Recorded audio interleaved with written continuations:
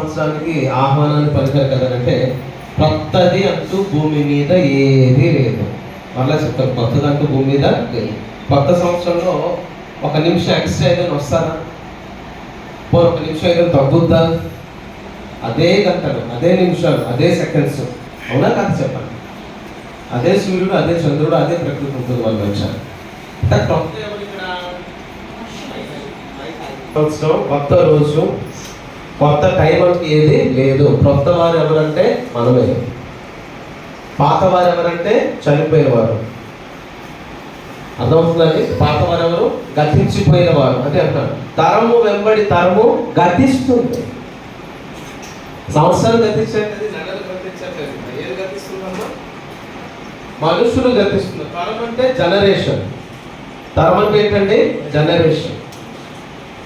మన పూర్వీకులు అని చెప్తూ ఉంటాం. మన తాతగారు లేదా మా అమ్మ నాన్న ఉన్న సమయం వాళ్ళు గతించిపోతున్నారు. మన టైం ఇప్పుడు స్టార్ట్ అయితే మనం కూడా గతించిపోతాం. అయితే ఒక టాప్ సీక్రెట్ అంటే మనం ఎప్పుడు గతిస్తామో మనకే తెలియదు. అదే మాట్లాడాలి. తరము వెంబడి తరము గతించిపోవచ్చున్నది, భూమి ఒక్కటే ఎల్లప్పుడూ నిలుచు. మా సంఘంలో నాకు బాగా ఇష్టమైనటువంటి మా సంఘ విశ్వాసంలో ఒకరు మా పిన్ని గారు. ఆవిడ పేరు సౌభాగ్యమ్మ. మా అమ్మాయికి కూడా బాగా ఇష్టం. గత సంవత్సరం ఆవిడ ఈ సమయానికి ఉంది. గత సంవత్సరం అంటే 2024 జనవరి ఈ రోజున ఆవిడ ఉంటాడు. దేవుడు అంటే చాలా పిచ్చి, ప్రేమ, అభిమానం. అందరికీ మేలు చేసింది, అందరికీ న్యాయం చేసింది, అందరి కొరకు పరువు కొరకు ఎంతగానో ఉపకారం చేసింది. చివరికి ఆవిడ ఒంటరి అయిపోయింది. ఆ సమయంలో దేవుడు అంటే, దానికి ముందు నుంచి దేవుడు అంటే ఆవిడకి ఇష్టం. ఒంటరి అయినప్పుడు కాదు, అందరు ఉన్నప్పుడు కూడా దేవుడు అంటే ఇష్టం. ఆవిడ ఈ కొత్త సంవత్సరంలో అంటే గడిచిన సంవత్సరంలో 2024 కొత్తగా స్టార్ట్ అయినప్పుడు చూసింది. ఫిబ్రవరి 19వ తారీఖు వచ్చినప్పుడు చనిపోయింది. అంటే ఏంటి? కొత్త సంవత్సరం పూర్తిగా చూసింది ఆవిడ చూడలేదు. ఆవిడ ఆయుష్కాలం ఎంత? 2024 అంటవ్వగానే 18 రోజులు మాత్రమే భూమి మీద ఆవిడ దేవుడు ఉంచాడు. అలాగే ఇక్కడున్న వాళ్ళు చాలా మంది వారి జీవితాల్లో సొంత వారిని కొంతమందిని పోగొట్టుకొని ఉండొచ్చు, కొత్త వారిని కొంతమంది పొంది ఉండొచ్చు. అదే మన వాళ్ళకు పుట్టిన వాళ్ళు మనకు కూడా సొంత వారి అవుతారు. దేవుడు అంటాడు తరము వెంబడి తరం గతించిపోతుంది. ఇది కొత్త సంవత్సరం అని చెప్పి మీరు ఆనందిస్తున్నారేమో కానీ మీ కొరకు మీరు ఆలోచించాల్సిన విషయం ఎంతో. మన జీవితంలో ఏది గతించిపోయింది? ఒక సంవత్సరం గతించిపోయింది. అందుకు మనం దుఃఖపడాలి కానీ అందుకు మనం సంతోషపడిపోతున్నాం చాలా మంది. ఓకే, మనం వెళ్ళిపోయిన తర్వాత కూడా సంవత్సరాలు వస్తాయా? వస్తాయి. మనం ఉన్నప్పుడు వస్తుందా? వస్తుంది. మనకు ముందున్న వారిలో కూడా సంవత్సరాలు వస్తున్నాయా? వచ్చింది. అయితే దీనివల్ల మనం సంబరపడాల్సిన విషయం ఏది లేదండి. అందుకే దేవుడు అంటున్నాడు 4వ అధ్యాయంలో 8వ వచనం నుంచి మనం చూసినట్లయితే ప్రసంగి గ్రంథము 8వ మొదటి అధ్యాయము 8వ వచనం చదువుతారు. ఎడతెరపి లేకుండా సమస్తము జరుగుతుంది. మనుషులు దాన్ని వివరింపజాలరు. ఎవరైనా వివరింపజాలడానికి ఎవరైనా సిద్ధపడితే చూచుట చేత కన్ను తృప్తి పొందకున్నది, వినుడు చేత జరిగి తృప్తి కలుగుటలేదు. మన నోటికి ఎన్ని ఆహార పదార్థాలు పెట్టినా తృప్తి అనిపించట్లేదు. మన కంటికి ఎన్ని దృశ్యాలు చూస్తున్నా తృప్తి అనిపించట్లేదు. మన చెవికి ఎన్ని విషయాలు వింటున్నా తృప్తి అనిపించట్లేదు. అంటే ఇంకా ఏదో కావాలి. మనిషి ఆశకు అంతు ఉందన్నారు, అంతు లేదన్నారు. అంతు లేదు. మన అంతమైనంత వరకు మన ఆశకి అంతుండదు. అందుకన్నా దేవుడు ఎవరికి ఎదుకు వచ్చేసరికి మునుపు ఉండినదే. గత సంవత్సరంలో ఆదివారం ఉందా? ఉంది. సోమవారం ఉందా? ఉంది. అలా వారాలు ఎన్ని ఉంటాయి? అన్ని వారాలు అన్ని రోజులు గత సంవత్సరంలో ఉంది, ఇప్పుడు కూడా ఉంటుంది, రాబోయే సంవత్సరంలో కూడా ఉంటుంది. దెర్ ఇస్ నో చేంజ్ అంటారు. అందులో మార్పు ఏది కూడా లేదు. మార్పు ఎక్కడ ఉందంటే మనలో ఉంది. మన ఫోటో తీసుకోండి, ఒక 5 years బ్యాక్ ఫోటో తీసుకోండి, ఇప్పుడున్న ఫోటోలు టాలీ చేయండి, కంపేర్ చేయండి, రెండు పక్కన పెట్టుకొని ఆ 2 ఫోటోల్లో మనమే ఉంటాం. చాలా తేడా ఉంటుంది. ఉంటుందా చెప్పండి? ఎందుకు? అప్పుడు ఉన్నటువంటి వయసుకి అప్పుడు ఉన్నటువంటి మనకు ఉన్నట్టు శరీర ఆకృతిని బట్టి అప్పుడు ఒకలా ఉంటాం, ఇప్పుడు వయసు పెరిగిన దాన్ని బట్టి మనం ఒకలా ఉంటాం. ఇక్కడ సంవత్సరాలు మారట్లేదు, దినాలు మారట్లేదు, వారాలు మారట్లేదు, సమయం మారట్లేదు. మనిషి మారిపోతున్నాడు, భౌతికంగా మారిపోతున్నాడు, మానసికంగా మారిపోతున్నాడు, తన ప్రవర్తనలో కూడా చాలా మార్పు పొందుతున్నాడు. చిన్నపిల్లల ఆలోచనలు ఎవరి కాలంలో వారికి రాదు, ఎవరి కాలంలో ఉన్న ఆలోచనలు వృద్ధుల్లో ఉన్న వారికి రాదు. వస్తుందా? రా. అయితే ఇక్కడ దేవుడు అంటున్నాడు, సమస్తము జరుగుతున్నది మునుపుండినదే, ఊక ఉండబోవున్నది, ముందున్నదే ఇప్పుడు ఉండబోవున్నది, ముందు జరిగినదే ఇక జరగబోవున్నది. జాగ్రత్తగా వినండి, జాగ్రత్తగా వినండి. సూర్యుని క్రింద నూతనమైనది ఏది లేదు. ఇప్పుడు ఒప్పుకుంటాడు, ఒప్పుకోరా? ఈ యొక్క సృష్టిలో ఇది కొత్తది అని చెప్పడానికి ఏది కూడా లేదు, మనుషులు తప్ప. ఎందుకు? మీ స్థానాన్ని మరొకరు భర్తీ చేయొచ్చేమో కానీ సేమ్ మీలాంటి మనిషి, సేమ్ మీలాంటి వాయిస్, సేమ్ మీలాంటి పేరుతో మళ్ళా ఒకరు వస్తారని గ్యారంటీ లేదు. ఎవరు కొత్తగా వస్తున్నారు ఇక్కడికి? మనుషులు. ఎవరు పాత అయిపోయి చచ్చిపోతున్నారు ఇక్కడ? మనుషులు. అంతే తప్ప ఈ ప్రకృతిలో కానీ ఈ సృష్టిలో కానీ దేనికి కూడా ఇది కొత్తది అని చెప్పడానికి వీలు లేదు. రైట్. ఇప్పుడు ఈ సంవత్సరంలో ఇలాంటి సంవత్సరాలు మన జీవితాల్లో చాలా పురస్కరించుకుంటున్నాం, అవునా కాదండి? మన యొక్క భాషలో ఒక సంవత్సరం ఎన్ని రోజులండి? 365 days, 365 రోజులు. మన 365 రోజులు చాలా లెంతీగా కనపడుతుంది. ఎన్ని నెలలు? 12 నెలలు, నెలకి 4 వారాలు, అవునా కాదు? చాలా ఎక్కువగా కనిపిస్తుందండి మనకి, అవునా కాదు? చెప్పండి. మరి దేవుడు అంటున్నాడు, ఆయన దృష్టికి ఒక సంవత్సరం ఎలా ఉంది? కీర్తన గ్రంథం 90వ అధ్యాయము 4వ వచనం మనం చూసినట్లయితే ఇక్కడ ఒక దేవుడు ఒక మాట చెప్పాడండి. ఏంటి ఆ మాట? నీ దృష్టికి 1000 సంవత్సరములు గతించిన నిన్నటి వలె ఉన్నది, రాత్రి ఎందులో ఒక జాము వలె ఉన్నది. దేవుడికి మహిమ కలుగును గాక. ఆమేన్. ఆయన అంటున్నాడు, మీ దృష్టికి 365 రోజులు కలిపితే ఒక రోజు అయితే, నా దృష్టికి మీ 1000 సంవత్సరాలు తీసుకొచ్చి నా పక్కన పెడితే నాకు ఒక రోజు అంటున్నాడు దేవుడు. మరి దేవుడు ఇచ్చినటువంటి ఆయన ఆయుష్కాలంతో పోల్చుకుంటే మన ఆయుష్కాలం ఎంత ఉంటుందండి? చాలా చిన్నది. ఎంత చిన్నది? 30 సంవత్సరాలు అంటే 365 రోజులు ఇంటూ 30, అవునా కదా? కానీ దేవుని దృష్టిలోని ఒక రోజు ఎంత అన్నాడు? 1000 సంవత్సరాలు. ఒక రోజు ఎంత దేవునికి? 1000 సంవత్సరాలు, అవునా కదా? ఒకవేళ మన 24 గంటలే కనుక దేవుని కనుక మనం కంపేర్ చేస్తే ఒక రోజు దేవుడికి ఎన్ని సంవత్సరాలు? 1000 సంవత్సరాలు అయితే మరి దేవుని దృష్టిలో, బాగా వినండి, దేవుని దృష్టిలో ఒక పూట అంటే 12 గంటలు ఎన్ని సంవత్సరాలు? 500 సంవత్సరాలు, అవునా కాదు? చెప్పండి. సగం రోజు ఎంత దేవునికి? 500 సంవత్సరాలు. పావు రోజు తీసుకుంటే అంటే ఉదయం నుంచి మధ్యాహ్నం వరకు అంటే పావు రోజు తీసుకుంటే 250 సంవత్సరాలు ఉంటుందో మన ఆయుష్. ఒక పావు గంట, ఒక పావు రోజు చూడడానికైనా సరే. ఇక్కడ ఆయుష్ గురించి నేను చెప్పడానికి రాలేదు, కానీ చాలా మంది ఈ కొత్త ఇయర్ రాగానే సెలబ్రేషన్స్ అనుకొని, మా ఫ్యామిలీ రిలేషన్లోని ఒక అబ్బాయి చనిపోవలసిన వ్యక్తిని దేవుడు బ్రతికించాడు. ఈ కొత్త సంవత్సరం ఆడముల్లో ఏంటి? ఆ రోజు ఏం జరగలేదు లేండి, దాని నెక్స్ట్ రోజు ఏం జరిగిందంటే ఫుల్గా తాగేసి ఫుల్గా బీచ్లో బండి డ్రైవ్ చేసి పార్కింగ్ చేస్తున్న కార్ని గుర్తేశాడంట అతను. చిన్న మెదడు కింద కుట్టుపడింది. ఎక్కడ? చిన్న మెదడు కింద కుట్టుపడింది.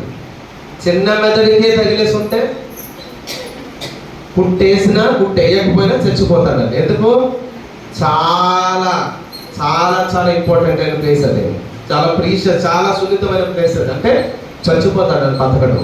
చిన్న మెదడు కనుక ఒకవేళ ఏదైనా పగిలిపోయింది అనుకోండి, దెబ్బకి అది ఒకవేళ ఏదైనా డ్యామేజ్ అయిపోయింది అనుకోండి, ఎందుకంటారంటే హెల్మెట్ ఎందుకు పెట్టుకుంటే బాడీలో ఏ పార్ట్కైనా గ్యారెంటీ ఉందేమో. ఒకవేళ రిపేర్ చేస్తే రిపేరబుల్ అవుతుందేమో, కానీ మెదడు డ్యామేజ్ అయితే రిపేరబుల్ అవ్వడం కష్టం.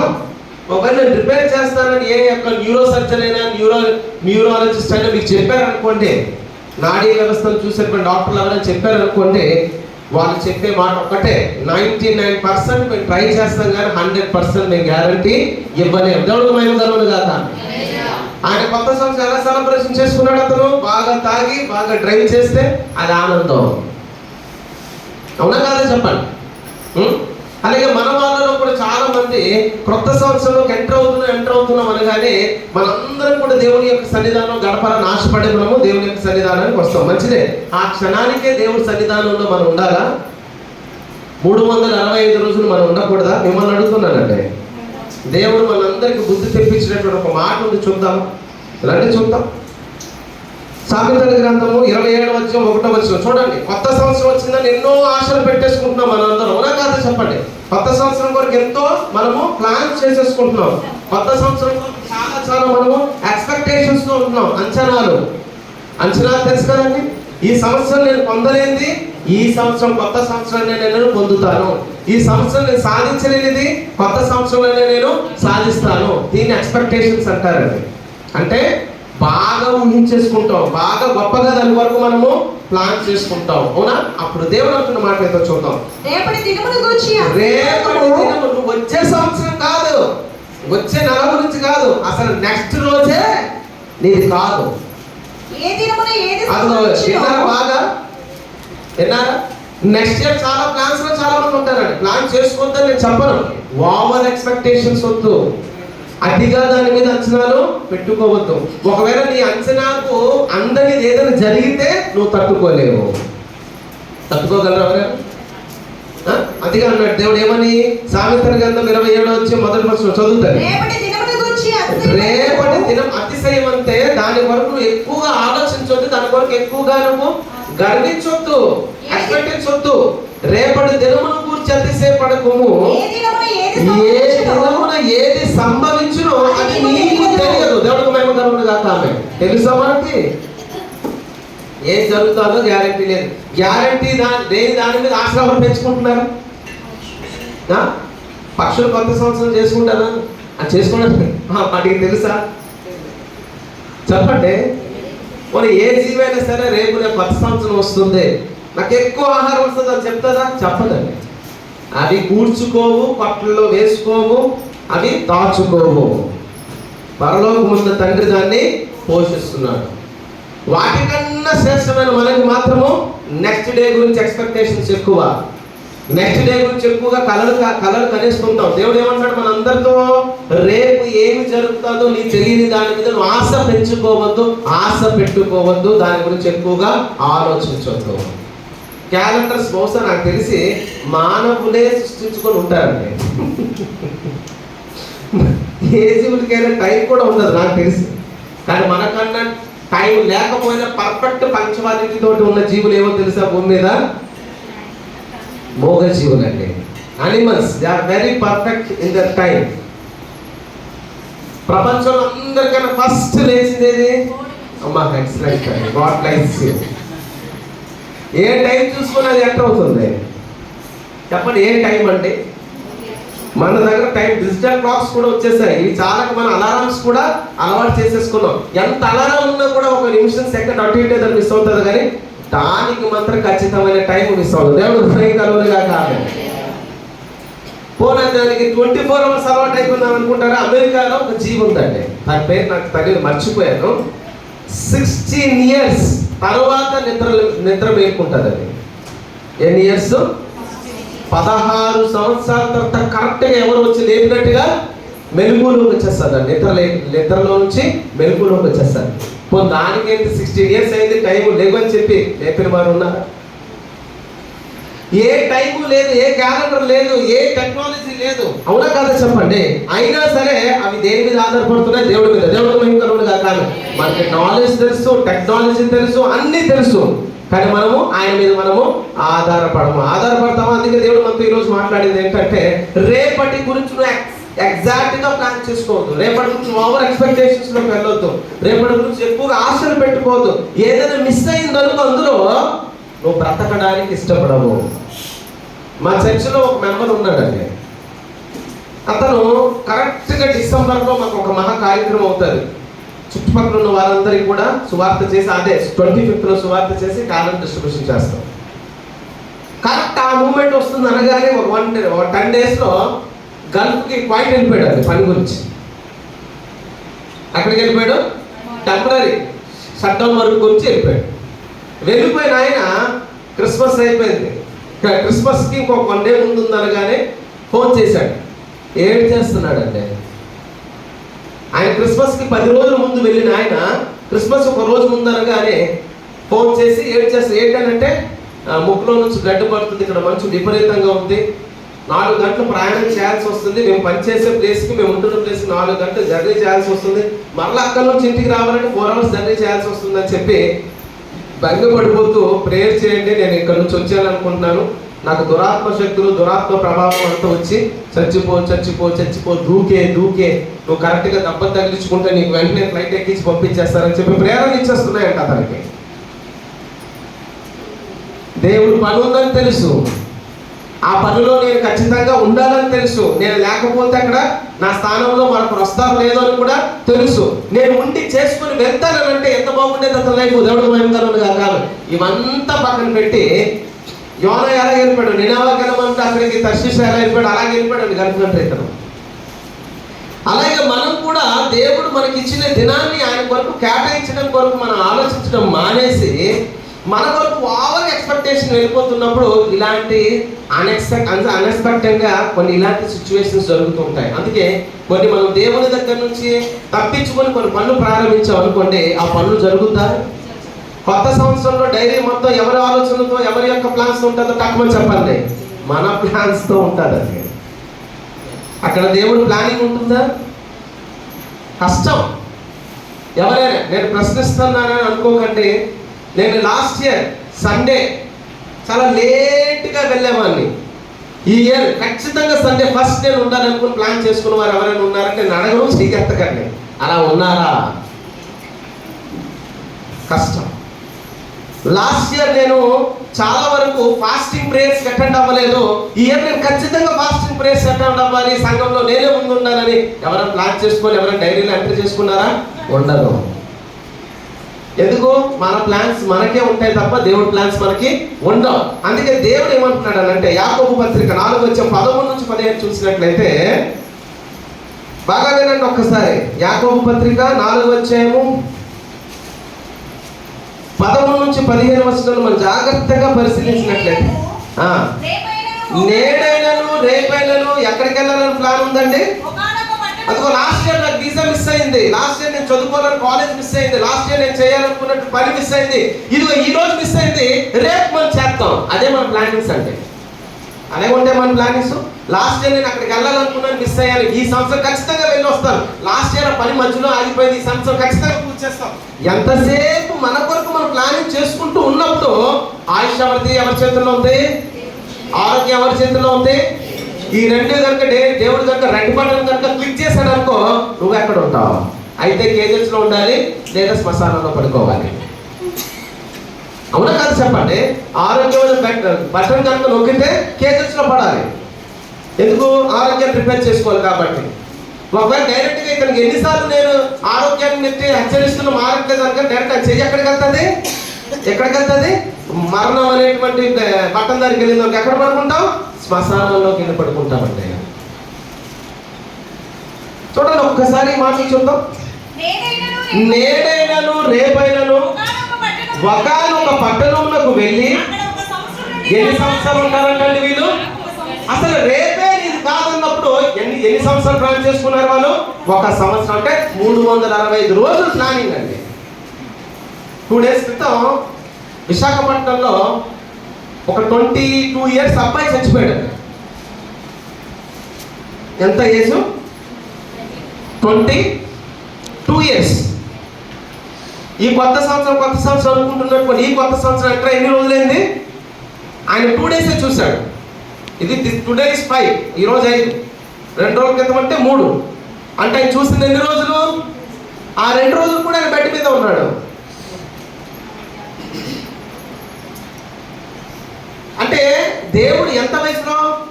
22 ఇయర్స్కే ఏ బటన్ మీదకి వెళ్ళిపోయింది దేవుడు చెయ్యి? రెడ్ బటన్ మీదకి వెళ్ళిపోయింది.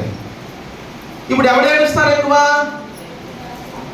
అతను ఎలాగో పామాలు అంటే నిద్రించాడంటే అక్కడ పడుకోవడమే కదా, శ్మశానంలో పడుకున్నాడు అతను. ఇప్పుడు ఎవరు ఏడుస్తున్నారు? నెలల బేబీ ఉందంటండి అబ్బాయికి, నెలల పాప బాబు. ఇప్పుడు ఆవిడ పట్టుకొని అతని గురించి ఎక్కువ ఏడ్చేది ఎవరు? నమ్మి ఒక ఆవిడ వచ్చి ఉంటుంది కదా, జీవితాంతం నీతో ఉంటాను, జీవితాంతం నీతో నడుస్తాను, జీవితాంతం నేను నీకు తోడ ఉంటాను. ఎన్ని బాధలు ఎన్ని కష్టాలైనా, అసలైన బాధలు అసలైన కష్టాలు ఇప్పుడు స్టార్ట్ చేసేసి వెళ్ళిపోయాడు అతను. 22 సంవత్సరాలు చాలా చిన్న వయసు కదండి. నేడైనను రేపైనను ఒకనొక పట్టణమునకు వెళ్ళి అక్కడ ఒక సంవత్సరం ఉండి వ్యాపారము చేసుకుని లాభము సంపాదించుకుని రండి చెప్పుకొని వారులారా. అబ్బాయి బిజినెస్ చేసేవాడు అంటాడు. అబ్బాయి ఏ బిజినెస్? విశాఖపట్నం సిటీలో ఉన్న వ్యక్తి గంజాయి అమ్మేవాడు అంట. అబ్బాయి బిజినెస్. ఇది బిజినెస్సా? ఇది బిజినెస్సా? అదే బిజినెస్ అండి.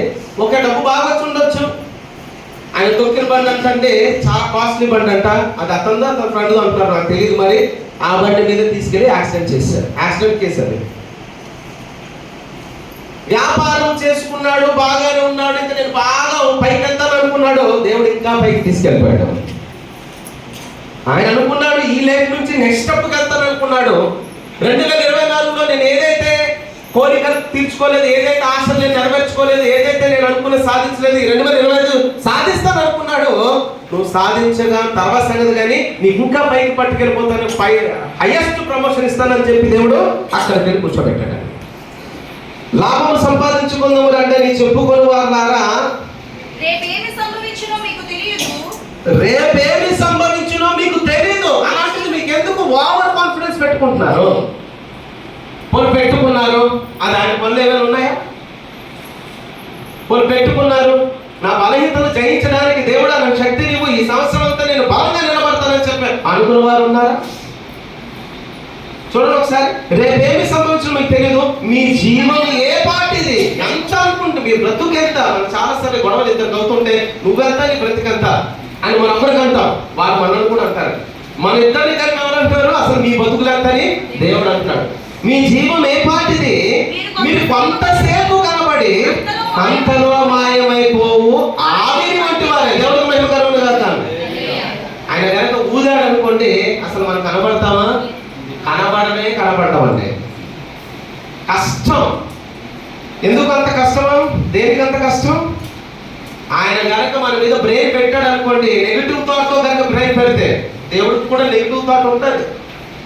వీడికి ఎన్ని ఛాన్సెస్ ఇచ్చినా, ఎన్ని అవకాశాలు ఇచ్చినా, ఎన్ని సంవత్సరాలు ఇచ్చినా, ఎంత ఆయుష్ పొడిగిచ్చినా, ఎంత ఆరోగ్యం ఇచ్చినా, ఎంత బలం ఇచ్చినా, నన్ను పట్టించుకోవట్లేదు, నా కొరకు బ్రతకట్లేదు, మంచి మార్గంలో రావట్లేదు అని చెప్పి చూసి చూసి చూసి చూసి చూసి ఒక రోజు ఆయన ఏ బట్టను నొక్కుతాడు అంటున్నాడు, నేను గనక ఊదాను ఇంక నువ్వు కనబడటం కష్టం. అయితే ఏం చేయాలి ప్రభువా? ఇదిగో బ్రతికుంటే ఏం చేయమన్నాడు చూడండి. కనుక ప్రభు చిత్తమైతే మనము బ్రతికి ఉండి, ఇదిగో ఈ సంవత్సరం దేవుడు నీకు బ్రతికిచ్చాడని అంటే ఏం చేయాలి? దేవుడి కొరకు ఇది చేద్దాం, దేవుడి కొరకు అది చేద్దాం అని అనుకోవాలి. దేవుడికి మహిమ కలుగును గాక. ఆమె ఇంతకీ ఏం చేస్తావు? వ్యక్తిగతంగా నువ్వు మారడానికి ఆసక్తి చూపించాలి. ఇతరుల కోసం మేలు చేయడానికి ప్రయత్నించాలి. మన వంతు సలహా ఏంటి? ఇతరులకు మేలు చేయాలంటే కొండలు బరువుల్ని పిండి చేయాల్సిన పని లేదండి. మీ విలువైన సూచనలు కూడా ఇతరులు కూడా చాలా విలువైనటువంటి మేలుకరమైనటువంటి విషయాలు అవి. మీరు ఇచ్చే ప్రతి ఒక్క సలహాలు కావచ్చు, సూచనలు కావచ్చు, మీరు ఇచ్చే ఏదైనా సరే అది విలువైనవి. అవునా కాదా చెప్పండి. గనక మీ వలన ఒకరు మంచి మార్గాన్ని వెళ్ళారని అంటే నిజానికి నువ్వు గుడ్ విల్ ఉన్న పర్సన్. దేవుడికి మహిమ కలుగును గాక. ఒకవేళ నిన్ను చూసి ఒకరు దుఃఖపడుతున్నారని అంటే నువ్వు నిజంగా బ్యాడ్ క్యారెక్టర్ ఉన్న వ్యక్తి అని అర్థం. అందుకే రేపన్నది నీది కాదు. 2025 వచ్చిందా? 26 కూడా వస్తుంది, 27 కూడా వస్తుంది. యేసుక్రీస్తు వారు వచ్చి సృష్టిని స్టాప్ చేసినంత వరకు వస్తూనే ఉంటుంది. నువ్వు ఆపగలవా? ఆపలేదే. సో కొత్త సంవత్సరం వచ్చిందనంటే నీలో మార్పు తీసుకురావాలని వచ్చింది తప్ప నువ్వు సంవత్సరాన్ని మార్చడానికి అది రావలేదు. దేవుడికి మహిమ కలుగును గాక. ఆమె సంవత్సరాన్ని మనం మార్చడానికి అది వచ్చిందా? మనల్ని మార్చడానికి సంవత్సరం వచ్చిందా? మనల్ని మార్చడానికి. అవునా కాదా చెప్పండి. అయితే మనం ఏం చేయాలి? లూకా సువార్త 12:16-20. ఇక్కడ ఒక వ్యక్తి కనబడతాడు. మీకు ఒక వ్యక్తి కనబడతాడు. జాగ్రత్తగా చూడండి, టైం అయిపోయింది. ఈ వ్యక్తి ఏమంటున్నాడనంటే అనేక సంవత్సరాలు నీకు ఆస్తి సమకూర్చబడి ఉన్నదని అంటున్నాడు. అని ఎన్ని సంవత్సరాలు? అనేక సంవత్సరాలు అంటున్నాడు. అలా అనుకునే ఎన్టీఆర్ గారు పోయారు, అలా అనుకునే జయలలిత గారు పోయారు, అలా అనుకునే వైఎస్ఆర్ గారు పోయారు, అలా అనుకునే చాలా మంది యంగ్ జనరేషన్ అంతా కూడా పోయారు. వాళ్ళ పదవులు విడిచిపెట్టారు. వారికి ఉన్న అధికారాన్ని విడిచిపెట్టారు, వారికి ఉన్న స్టాటస్ విడిచిపెట్టారు, వారికి ఉన్నటువంటి ప్రాపర్టీస్ విడిచిపెట్టారు. అవునా కాదు చెప్పండి? మీరు పెద్ద పెద్ద వాళ్ళండి సమాజంలో. అలాగే రాజీవ్ గాంధీ గారు, ఇందిరాగాంధీ గారు, సంజయ్ గాంధీ గారు అందరూ విడిచిపెట్టారు. అవునా కాదా? నేను ఉంటాడా? ఇప్పుడు చెప్తున్నా, ఒక వ్యక్తి చూడండి, చదువు ఒకసారి. మరియు ఆయన వారితో ఇలాగ ఒక ఉపమానం చెప్పారు. ఒక ధనవంతుడు భూమి సమృద్ధిగా పండిందంట. అప్పుడు అతను నా పంటను సమకూర్చుకొని నాకు స్థలము చాలదు కనుక నేను ఏమి చేతుమని తనలో తాను ఆలోచించుకుంటున్నాడు. నేను ఇలాగ చేస్తా. ఒక్క నిమిషం, ఏం చేద్దాం? రైట్, పేదవారికి సహాయం చేద్దాం. చాలా మందికి అనారోగ్యంతో ఉన్న వారికి సరైన వైద్యం అందట్లేదు కాబట్టి మనకి మంచి వైద్య సౌకర్యం కల్పించడానికి మంచి హాస్పిటల్స్ కట్టుతాం.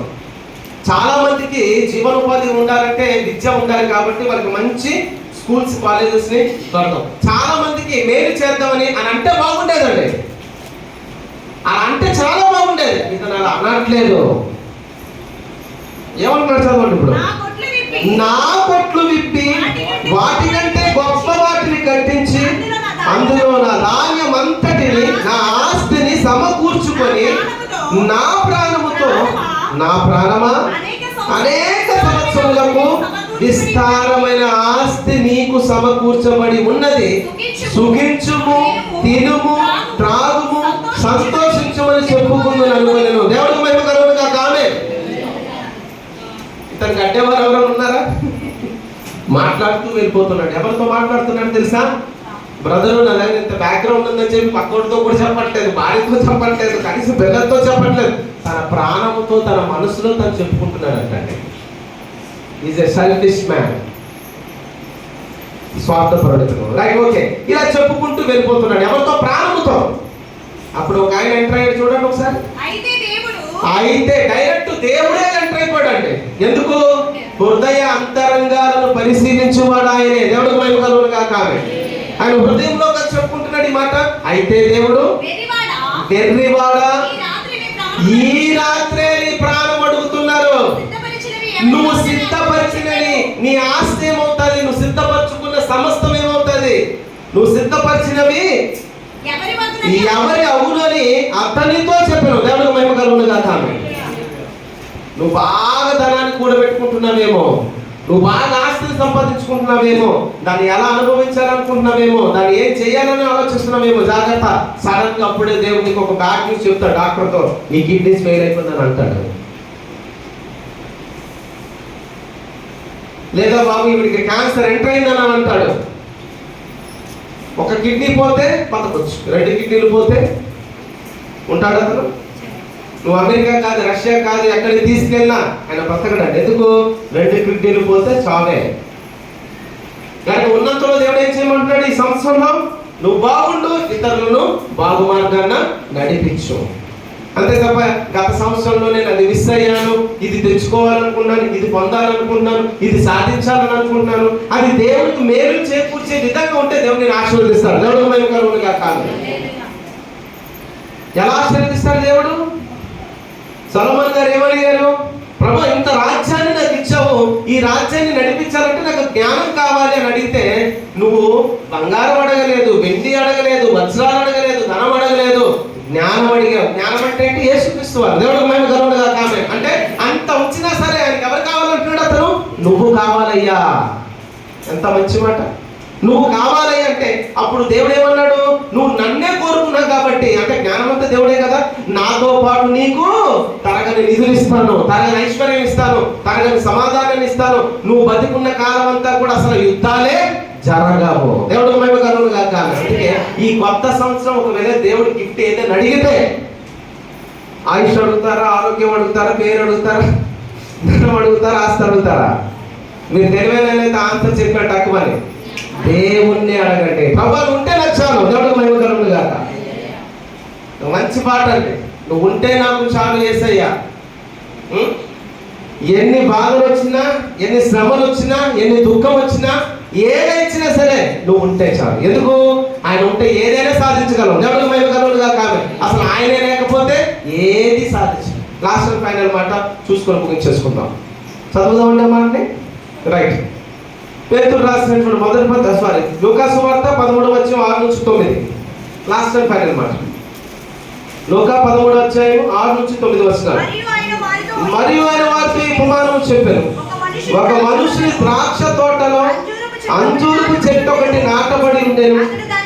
అతడు దాని పండ్లు వెతక వచ్చినప్పుడు ఏమీ దొరకలేదు.